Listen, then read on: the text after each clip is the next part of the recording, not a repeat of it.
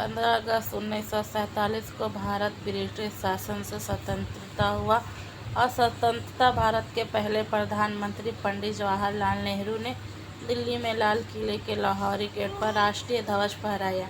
आइए एक नज़र डालते हैं स्वतंत्रता दिवस के पीछे के इतिहास पर कि क्या है इसकी कहानी।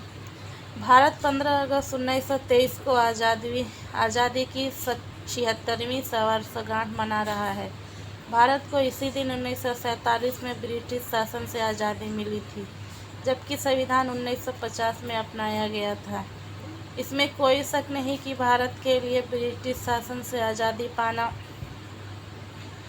पाना आसान नहीं था, लेकिन हमारे राजनीतिक नेताओं, स्वतंत्रता सेनानियों और लोगों ने मिलकर स्वतंत्रता संग्राम में भाग लिया, जो कि स्वतंत्रता प्राप्त करने के लिए दृढ़ संकल्पित थे।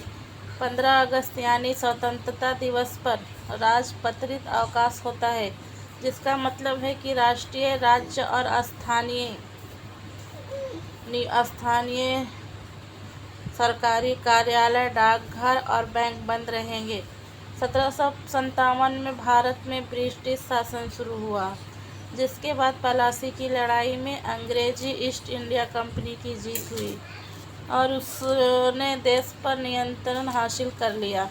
ईस्ट इंडिया कंपनी ने लगभग 100 वर्षों तक भारत पर नियंत्रण रखा और फिर 1857 से 1858 में भारतीय विद्रोह के माध्यम से ब्रिटिश ताज ने इसकी जगह ले ली। प्रथम विश्व युद्ध के दौरान भारतीय स्वतंत्रता आंदोलन शुरू किया गया था और इसका नेतृत्व महात्मा गांधी ने किया था, जिन्होंने अहिंसक और असहयोग आंदोलन की पद्धति की वकालत की थी, जिसके बाद सविनय अवज्ञा आंदोलन हुआ। 1946 में ब्रिटेन के लेबर सरकार ने द्वितीय विश्व युद्ध के दौरान अपनी पूंजी हानि के कारण भारत पर अपना शासन समाप्त करने के बारे में सोचा। फिर ब्रिटिश सरकार ने 1947 की शुरुआत में जून 1948 तक सभी शक्तियों भारतीयों को हस्तांतरित करने की घोषणा की, लेकिन मूलतः अब पंजाब और बंगाल में हिंदू और मुसलमानों के बीच हिंसा कम नहीं हुई। दरअसल जून 1947 में पंडित जवाहरलाल नेहरू, मोहम्मद अली जिन्ना, अबुल कलाम आज़ाद व BR अम्बेडकर आदि कई नेता भारत के विभाजन के लिए सहमत हुए थे। विभिन्न धार्मिक समूहों के लाखों लोगों ने रहने के लिए स्थान ढूंढना शुरू कर दिया था और इसके कारण लगभग 2.5 लाख से 50 लाख लोग मारे गए। 15 अगस्त 1947 को आधी रात को भारत को आज़ादी मिली और इसका समापन जवाहरलाल नेहरू के भाषण ट्रिस्ट विद डेस्टिनी से हुआ। क्या है भारत स्वतंत्रता अधिनियम 1947?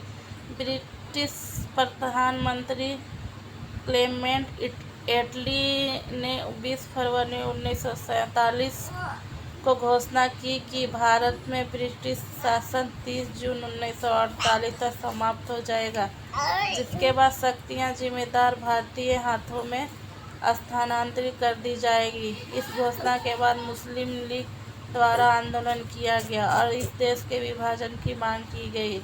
फिर 3 जून 1947 को ब्रिटिश सरकार ने घोषणा की कि 1947 में गठित भारतीय संविधान सभा द्वारा बनाया गया कोई भी संविधान देश के उन हिस्सों पर लागू नहीं हो सकता जो इसे स्वीकार करने के लिए तैयार नहीं थे। ऐसे में उसी दिन यानी 3 जून 1947 को भारत के वायसराय लॉर्ड माउंटबेटन ने विभाजन योजना सामने रखी, जिसे माउंटबेटन योजना के रूप में जाना जाता है। कांग्रेस और मुस्लिम लीग ने योजना स्वीकार कर ली। भारतीय स्वतंत्रता अधिनियम 1947 को लागू करने की योजना को तत्काल प्रभाव दिया गया। 14-15 अगस्त 1947 की आधी रात को ब्रिटिश शासन समाप्त हो गया और सत्ता दो नए स्वतंत्रता डोमिनियन भारत और पाकिस्तान को हस्तांतरित कर दी गई। लॉर्ड माउंटबेटन भारत के नए डोमिनियन के पहले गवर्नर जनरल बने। जवाहरलाल नेहरू स्वतंत्र भारत के पहले प्रधानमंत्री बने। 1946 में स्थापित संविधान सभा भारतीय डोमिनियन की संसद बन गई। हर साल सेना, नौसेना और वायु सेना लाल किले पर मार्च करती है और स्कूली बच्चे रंग बिरंगे परिधानों में गणमान्य व्यक्ति और दर्शकों के सामने प्रदर्शन करते हैं। इस अवसर पर भारत के प्रधानमंत्री लाल किले पर झंडा फहराते हैं और भाषण देते हैं। इसके साथ ही देश की राजधानी दिल्ली में विभिन्न स्कूलों और संगठनों द्वारा कई सांस्कृतिक कार्यक्रम आयोजित किए जाते हैं।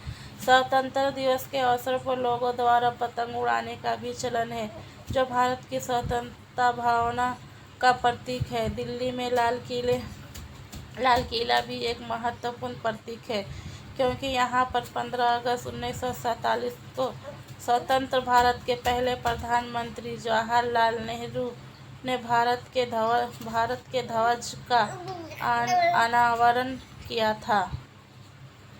दोस्तों, ये थी हमारी स्वतंत्रता दिवस की कहानी। आपको कैसी लगी? उम्मीद करती हूँ अच्छी लगी होगी। अगर अच्छी लगी तो कमेंट्स में ज़रूर बताएं और हमारे चैनल को प्लीज़ सब्सक्राइब करें। प्लीज़ सब्सक्राइब करें, अपने दोस्तों के साथ शेयर करें और हमें अपने सपोर्ट करें। धन्यवाद।